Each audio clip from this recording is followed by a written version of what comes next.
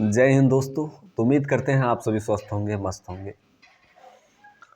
तो आज हम एक ऐसे टॉपिक पे आपसे डिस्कस करना चाहेंगे जो कि थोड़ा इम्पोर्टेंट है।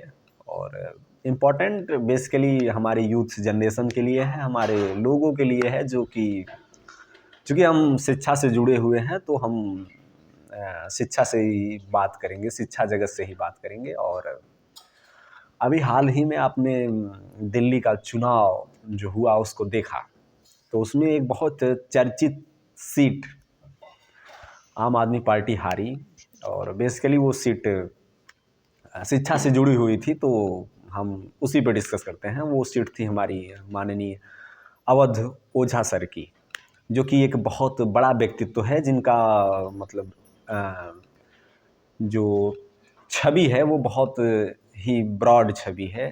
As a teacher, as a social worker, और एक स्टार के रूप में माने जाते हैं, जो कि यूट्यूब ऐसे विभिन्न सोशल मीडिया प्लेटफॉर्मों पे उनकी जो एक अलग ही जो उनका अंदाज है पढ़ाने का, बताने का, सारी चीज़ों को एक्सप्लेन करने का, ये युवा पीढ़ी को मतलब जिस प्रकार से रियलिटी से उसको कनेक्ट करने का, अध्यात्म से उसको कनेक्ट करने का, और ये सब जो चीज़ें हैं वो बहुत अपने में एक यूनिक उनको बनाती हैं। और इसी वजह से वो आज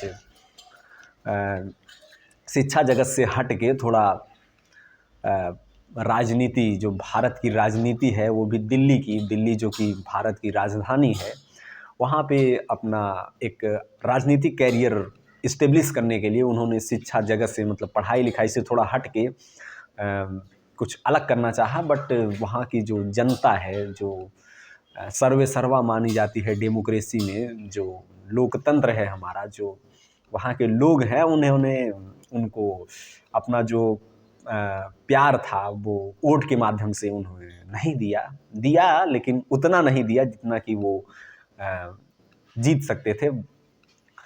तो आज हम बेसिकली उसी पे डिस्कस करते हैं। हम डिस्कस इस मुद्दे पे नहीं करेंगे कि अवध ओझा हार क्यों गए, क्या क्या कमियां रहीं, ये सब सारी चीज़ें इस पर हम डिस्कस नहीं करेंगे। हम बेसिकली वहाँ की जनता जो है उनसे हम रिक्वेस्ट करना चाहेंगे, उनसे हम कहना चाहेंगे कि भाई आप लोग जब ऐसे लोगों को मतलब मौका नहीं देंगे आगे जाने के लिए, तो कैसे समाज में सुधार की आप कामना कर सकते हैं। ये सब सारी चीज़ें इसी पे हम डिस्कस करते हैं, ठीक है। तो हमें नहीं लगता कि माननीय अवध ओझा जी किसी परिचय के मोहताज हैं। जो ये वीडियो देख रहे होंगे वो आप सब समझ रहे होंगे कि मतलब एक बहुत ही ब्रॉड मतलब हस्ती है, जो कि शिक्षा जगत से जुड़े हुए हैं। बेसिकली वो यूनियन पब्लिक सर्विस कमीशन की जो छात्र तैयारी करते हैं, आईएएस, पीसीएस और स्टेट सिविल सर्विसेज एग्जामिनेशन की जो छात्र तैयारी करते हैं, उनकी वो कोचिंग पढ़ाते हैं। और उन्हें बहुत आईएएस पीसीएस छात्रों को बनाने का योगदान भी बहुत दिया है उन्होंने, ऐसा कहना है विभिन्न प्लेटफॉर्मों पे। देखिए, हर इंसान का कुछ न कुछ पॉजिटिव होता है, कुछ न कुछ नेगेटिव होता है। बहुत लोग ये भी कहते हैं कि उनका कोई वीडियो मतलब ये सब पढ़ाते वक्त नहीं आया है, और सिर्फ बकैती करते वक्त ये सब सारी चीज़ें आपको सुनने को मिली होंगी। तो ऐसा नहीं है। वो एक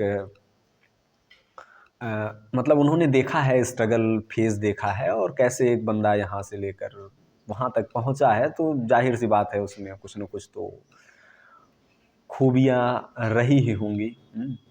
जब हमारे माननीय प्रधानमंत्री जी चाय बेचकर उस पद को सुशोभित कर सकते हैं, तो भाई हमारा एक बंदा जो ऐसे शर्म का मतलब परिस्थितियों में रहकर वहाँ तक क्यों नहीं जा सकता? बिल्कुल जा सकता है, ठीक है।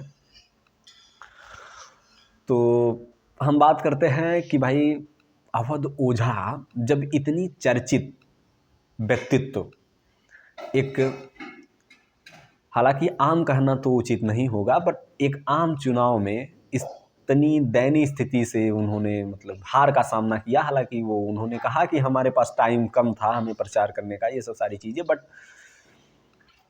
लोग कहीं न कहीं इसमें जो ज़िम्मेदार हैं वो लोग भी हैं। क्योंकि कोई महान व्यक्ति ने कहा था कि भाई जो हमारे युवा वर्ग हैं, जो हमारे शिक्षित वर्ग हैं, वो उनका राजनीति में आना बहुत ज़रूरी है, क्योंकि अगर वो राजनीति में नहीं आएंगे तो आप मौजूदा जो वर्तमान में परिस्थितियां हैं वो आप देख ही सकते हो कि अगर जो शिक्षित लोग और जो पढ़े लिखे वर्ग अगर राजनीति में नहीं आएगा तो किस तरह के लोग जो देश के बड़े उच्चतम पद को सुशोभित किए हुए हैं वो किस तरह के लोग हैं, किस तरह की उनकी मानसिकता है, क्या उनका एजुकेशनल क्वालिफिकेशन है, ये सब सारी चीज़ें आप देख सकते हो। यूट्यूब गूगल पे आप चेक कर सकते हो और हमसे बेहतर आप समझ सकते हो। तो भाई जब कोई बंदा अगर शिक्षा से हटके आपके लिए, आपके हित के लिए कुछ करना चाहता है तो भाई उसको सपोर्ट करना चाहिए, दिल्ली की जनता को। मैं पर्टिकुलर दिल्ली की बात नहीं कर रहा हूँ, किसी भी स्टेट की, किसी भी राज्य की, किसी भी जिला की, किसी भी ग्राम के, कहीं भी। हमारे यहाँ होता क्या है कि जो राजनीति है वो बहुत ही मतलब जटिल है। जटिल इन द सेंस कि वहाँ एक अलग ही इमोशनल मतलब वो अटैचमेंट चलता है। हमारे यहाँ कैंडिडेट मायने नहीं रखता है कि भाई उस सीट पे खड़ा कौन है। हमारे यहाँ पार्टियाँ मायने रखती हैं कि उस पार्टी से, किस पार्टी से बंदा खड़ा है। और दुर्भाग्य ये भी है कि अगर उस पार्टी से, हालांकि ये हमें कहना उचित नहीं होगा, बट कह रहे हैं कि अगर हम किसी पार्टी का नाम नहीं ले रहे हैं, पर्टिकुलर किसी पार्टी की अगर लहर बन गई, अगर उस पार्टी से उस सीट पे अगर कोई मान लीजिए जानवर भी अगर खड़ा कर दिया जाए तो बेशक हमारी जो जनता है वो उसे सेलेक्ट कर लेगी। ये अगर देखा जाए तो कहीं ना कहीं किसी दुर्भाग्य है। हालांकि जानवर इन द सेंस जिसका कोई मतलब वो नहीं है। आप देख सकते हो जिसके पे इतने क्रिमिनल केसेस चल रहे हैं। हालांकि हमारी जो न्यायपालिका है उसने कहा है कि भाई जब तक क्राइम सिद्ध नहीं हो जाता तब तक किसी को दोषी कहना उचित नहीं है। बट मेरे भाई जब आप इतने ही सही हो तो आप पे इतने क्राइम केसेस चल क्यों रहे हैं? इतने जो बड़े बड़े केसेस, इतने मतलब केसों की जो वैरायटी है वो बहुत ही हीनियस क्राइम आप पे दर्ज हुए हैं, ऐसी केसेस आप पे चल रही हैं, फिर भी आप चुनाव लड़ रहे हो और एक सम्मानित पार्टी से लड़ रहे हो और एक मतलब अच्छी खासी क्राउड आपको सुन रही है और उसके बाद आपको जीत भी मिल रही है। तो ये हमारे देश के लिए, हमारी जो जनता है उसके लिए कहीं ना कहीं वो बहुत ही दुर्भाग्य का विषय है। ये दुर्भाग्य की ही बात है कि आप अगर चुनाव में खड़े हो गए तो आपको लोग ये नहीं देखेंगे कि भाई बंदा पढ़ा कहाँ से है, एजुकेशनल क्वालिफिकेशन क्या है, इसका जो पास्ट रिकॉर्ड क्या है, ये सब सारी चीज़ें नहीं देखेंगे। लोग देखेंगे कि भाई आपके पास हमारे यूपी बिहार का एक अलग ही क्रेज चलता है नॉर्थन बेल्ट का, कि दबदबा कितना है आपके पास, वो काफिलों में कितने चलते हैं, गाड़ियाँ कितनी चलती हैं, ये सब सारी चीज़ें। हमारे यहाँ एक अच्छा कैंडिडेट उसी को माना जाता है कि जिस पे ज़्यादा से ज़्यादा हीनियस क्राइम की केसेस हों, ज़्यादा से ज़्यादा मतलब उसके पास नंबर 2 ये सब अवैध चीज़ों का पूरा सिस्टम हो।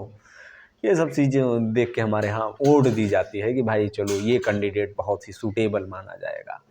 अगर कोई बंदा पढ़ा लिखा पीएचडी करके भाई ऑक्सफोर्ड यूनिवर्सिटी से, अमेरिका से, कहीं से भी, अगर कैम्ब्रिज यूनिवर्सिटी से आके अगर चुनाव लड़ने भारत में और कहे कि भाई साहब हम आपके लिए मतलब कुछ अच्छा कर देंगे, तो हमारी जो पब्लिक है ये वो उसको, भाई तुम्हारे बस का ये चुनाव नहीं है।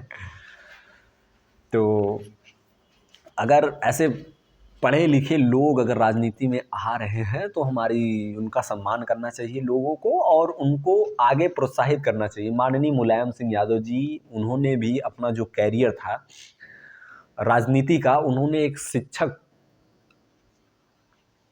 रहते हुए उन्होंने अपना राजनीति का कैरियर स्टार्ट किया था और उत्तर प्रदेश को वो उस जगह ले गए जहां उत्तर प्रदेश को उन्होंने उत्तम प्रदेश बनाने का वो उनका जो सपना था उसको बहुत हद तक उन्होंने साकार किया और बहुत बड़ी बड़ी देश की मिनिस्ट्री में भी उन्होंने सर्व किया। और उन्होंने बताया कि भाई कैसे एक जो शिक्षक होता है वो केवल एक बालक के विकास के लिए ही जिम्मेदार नहीं होता, बल्कि जिस प्रकार उसको पता होता है कि कैसे एक बच्चे को वो होता है ना कि बच्चा जो होता है वो कोरा कागज़ होता है, उस पे आप जिस प्रकार की डिज़ाइन बनाना चाहो उसको बना सकते हो। तो उसी प्रकार एक जो शिक्षक होता है ना गुरु, वो समाज के हर वर्गों से वो कनेक्ट होता है। वो जानता है कि किस वर्ग को किस प्रकार से चलाना है, किस प्रकार से अच्छा बदलाव करना है और एक अच्छा नागरिक बना के उसको समाज में पेश करना है।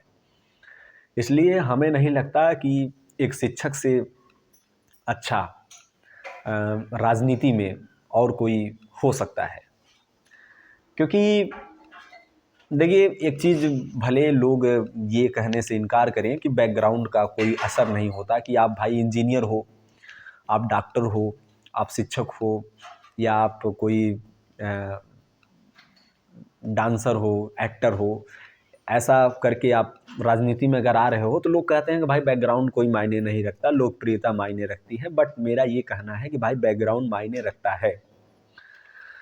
आप एक एक्टर हो, आपको देश का वो एजुकेशनल मिनिस्टर बना दिया जा रहा है, शिक्षा मंत्री आपको बना दिया जा रहा है। आपको पता क्या है, आपको बस पता है कि इस गाने पे ऐसे एक्टिंग करनी है, आपको ये कट और 3 बार ये करना है, वो करना है, और एक्शन रोल यही सब आपने करके आया हुआ है और यही सब आपको पता है।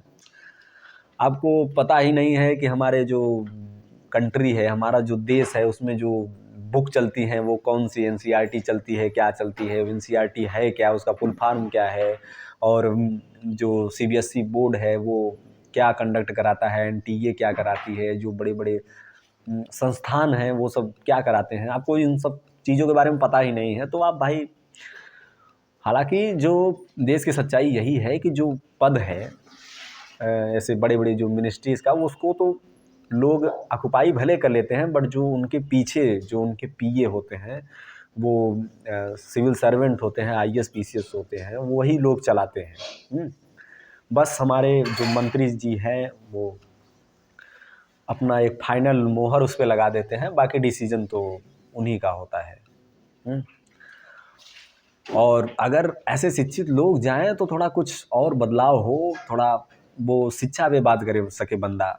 जैसे हमारे यहाँ होता क्या है कि जैसे हमारा युवा जो वर्ग है वो बहुत दिनों से, मतलब अभी आपने बिहार में देखा किस प्रकार बिहार पब्लिक सर्विस कमीशन ने मतलब वहाँ प्रोटेस्ट कर रहे बच्चों पे लाठियाँ चलवाई। दिसंबर का महीना था भाई साहब, ठंडी इतनी ज़्यादा थे, फिर भी वहाँ वाटर कैनन चलवाया गया, उन पे पानी छिड़कवाया गया इतनी रात को। तो मतलब ये आज जिस समय हम बोल रहे हैं कि भाई हमारा जो देश है वो विश्व गुरु बनने जा रहा है, और उसके बाद हम एक ऐसे अमृत महोत्सव मना रहे हैं, अमृत काल में जी रहे हैं, बट फिर भी ऐसी छोटी छोटी मतलब चीज़ें हमारे यहाँ हैपन हो रही हैं, घटित हो रही हैं। तो इसका मतलब ये है मेरे भाई कि कहीं ना कहीं यही है कि भाई हो कुछ और रहा है और हमें दिखाया या बताया कुछ और जा रहा है। हमें नहीं लगता कि भाई कोई अमृत काल में ऐसे सरेआम सड़क पे लाठी और पानी बरसाए जाएं उस पे, तो ये तो भाई विश्वगुरु होने का कतई संकेत नहीं देता। कहीं ना कहीं कमी है, और ये कमी बेसिकली रहेगी तब तक रहेगी जब तक ऐसे लोग राजनीति में नहीं आएंगे जो इस देश की मौजूदा जो वर्तमान स्थिति है उसको समझते हैं, उस पर विचार विमर्श करते हैं, उस पर अपना एक नज़रिया रखते हैं। आप देखिएगा कि जब भारत की आज़ादी पे जो लोग जिन्होंने भी अपना योगदान दिया था भारत की आज़ादी में, वो कैसे लोग थे?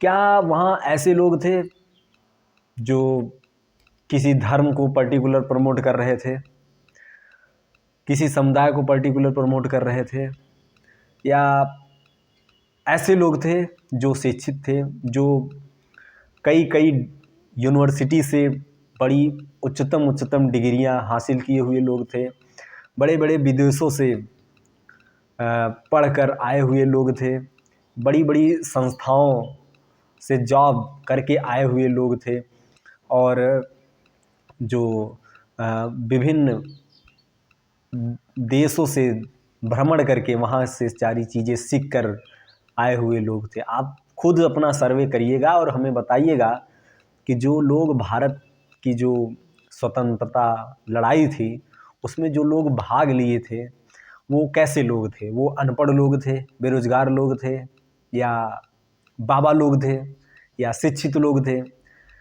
अगर हम अपना एक प्रोस्पेक्टस बताएं आपको, हम अपना एक नज़रिया दें, तो हमें लगता है कि जो लोग जिनका नाम आप जानते होंगे या जो जिनका नाम आप नहीं जानते होंगे उनको आप सर्च करिएगा, उनके बारे में देखिएगा, तो आपको मिलेगा कि वो कितने पढ़े लिखे, वेल एजुकेटेड, और उस समय विदेशों से डिग्रियां लिए हुए लोग हमारे देश की स्वतंत्रता की जो लड़ाई थी उसमें भाग लिए हुए थे। अगर आज के लोग उस जगह होते तो क्या होता, तो वही आप समझ सकते हो हमसे बेटर कि क्या सिचुएशन होती, कैसे लोग होते। जहाँ कोई डांसर होता, कोई एक्टर होता, कोई बाबा होता, कोई ऐसे लोग अगर हमारी स्वतंत्रता संग्राम की लड़ाई में अगर भाग लिए होते, तो आप सोच सकते हैं कि हमारा जो देश 1947 में आज़ाद हुआ था वो शायद किसी ने सही कहा था कि 2014 में शायद आज़ाद होता, अगर ऐसे लोग अगर पार्टिसिपेट किए होते तो।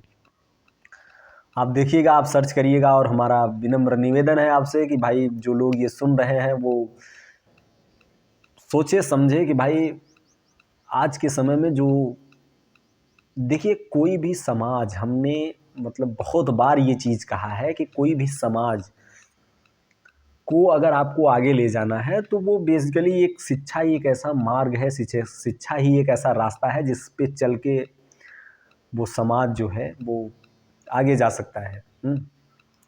आप हमारे यहाँ भारतवर्ष का बजट देख लीजिए भाई, शिक्षा पे हम लोग कितने इन्वेस्ट करते हैं, और दूसरे देशों का देख लीजिए। और हमारे यहाँ एक अच्छी बात ये है कि किसी ने कहा था कि भाई जब खुद को बेटर दिखाना हो तो ऐसे लोगों से कंपैरिजन करो जो आपसे नीचे हों। अगर हमें जो हमारी भारतीय मीडिया है वो क्या कर रही है कि अगर हमें दिखाना है कि भाई हम अच्छे हैं, जो हमारे लोग हैं वो अच्छे हैं, तो हम लोग ऐसे देशों से कंपैरिजन कर रहे हैं कि जिनका कोई वजूद ही नहीं है हमारे मुकाबले। और जब हमें मित्रता बढ़ानी है या प्रचार दिखाना है तो हम ऐसे देशों से कंपैरिजन करा रहे हैं जो कि भाई हमसे बहुत ऊपर, अमेरिका, जापान, चाइना, ऐसे देशों से कंपैरिजन करा रहे हैं। बल्कि हम उस मामले में देख ही नहीं रहे हैं कि विकास के मामले में, डेवलपमेंट के मामले में, इन सब मामले में हम पाकिस्तान, श्रीलंका, बांग्लादेश, भूटान, नेपाल, इनसे कंपैरिजन करा रहे हैं। अगर शिक्षित लोग होते तो भाई इस मुद्दे पे बात करते ना कि भाई कंपैरिजन जब हो रहा है तो सब देशों से होना चाहिए, क्यों भाई पाकिस्तान से होना चाहिए, क्यों नेपाल से होना चाहिए, क्यों श्रीलंका से होना चाहिए, भाई अमेरिका से कराओ। और हालांकि वहाँ की सिचुएशंस अलग हैं, हमारे यहाँ की सिचुएशंस अलग हैं, बट जब कंपैरिजन होगा तो भाई होगा, सब जगह से होगा। तो हमारा बेसिकली मुद्दा ये था कि भाई जो लोग हैं, देखिए डेमोक्रेसी जो है वो आप ही की है। इसमें 100 लोग हैं जैसे, तो 51 लोग अगर आपके फेवर में हैं तो आप सरकार बना सकते हो, और 49 लोग आपके फेवर में नहीं हैं तो आप आपको कोई फ़र्क नहीं पड़ता, आपकी सरकार रन करेगी। बट यहाँ मैटर ये करता है कि जो 51 लोग हैं आपके पास वो कितने दूरदर्शी हैं, किस विचारधारा के हैं या कैसे हैं, ये डिसाइड करता है कि हमारा जो आगे आने वाली जो डेवलपमेंट है, जो सस्टेनेबल डेवलपमेंट है, ये सब सारी चीज़ें है उस पर डिपेंड करेगा कि भाई ये होगा कैसा।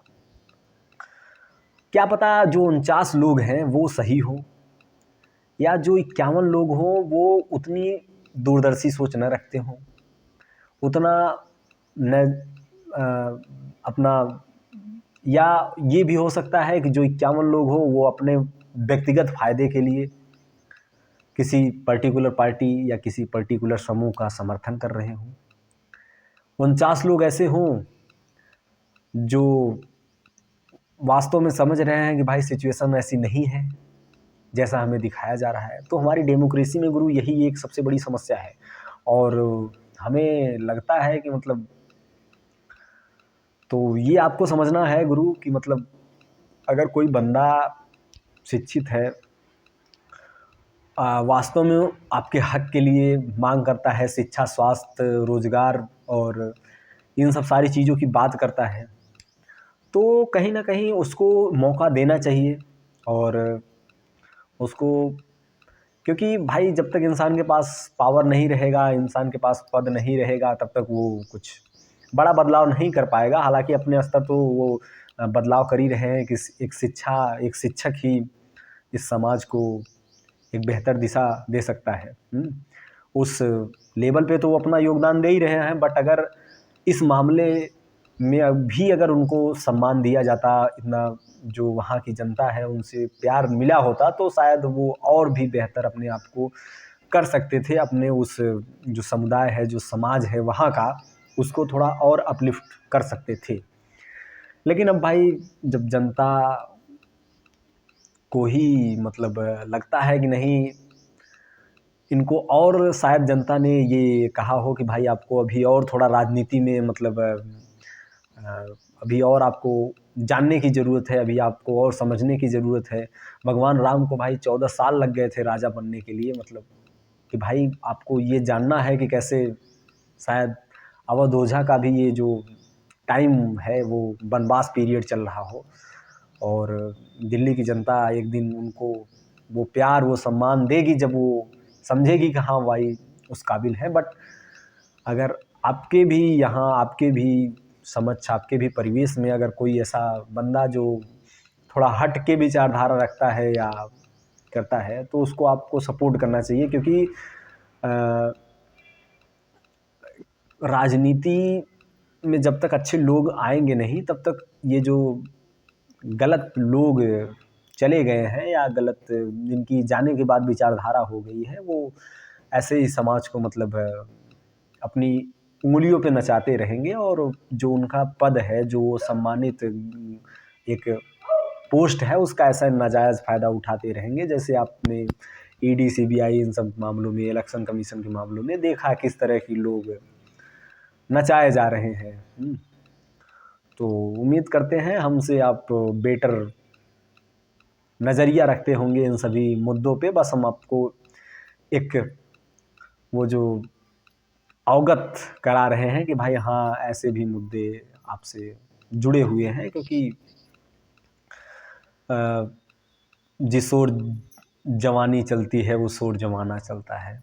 तो बेसिकली हमारा जो राष्ट्र है वो युवाओं का देश है, और हमारे जो बड़े बड़े नेता हैं वो खुद को भाई युवा नेता कहते हैं। तो भाई हमें कहीं ना कहीं युवाओं पे तो ध्यान देना ज़रूरी है, और ऐसे लोग, शिक्षित लोग अगर राजनीति में जाएंगे तो शायद अच्छा होगा, बेहतर होगा, और एक बेहतर भारत और की तरफ हम लोग बढ़ सकते हैं। जय हिंद, जय भारत।